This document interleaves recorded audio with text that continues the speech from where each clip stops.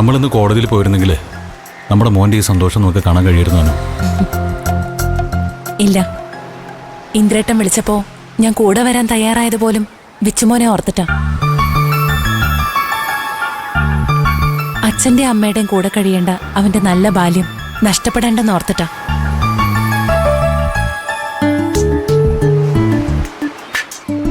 അപ്പോ നമുക്ക് ഈ യാത്ര നമ്മുടെ മോന് വേണ്ടി ജീവിതാവസാനം വരെ കൊണ്ടുപോകാം അല്ലേ? നോക്കട്ടെ, തുടങ്ങിയതല്ലേ ഉള്ളൂ.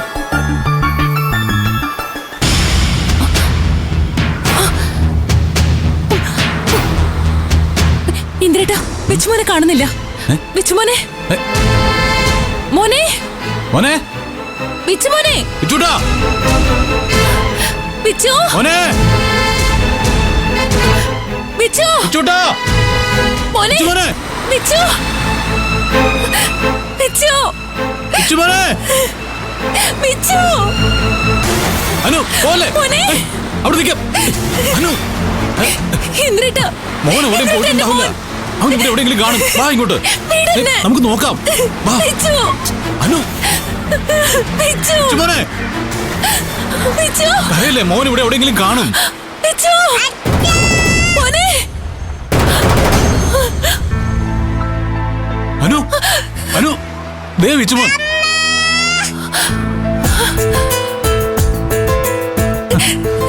വിച്ചു, മോനെ, മോനെ, അമ്മയുടെ പൊന്നു മോനെ, പേടിപ്പിച്ച് കളഞ്ഞല്ലോ നീ.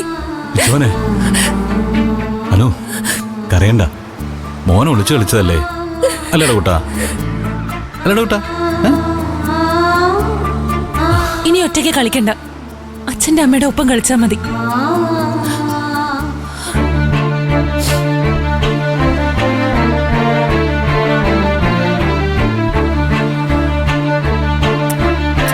ഇനി അമ്മേനെ ഒറ്റയ്ക്കാക്കിയിട്ട് പോവല്ലേ?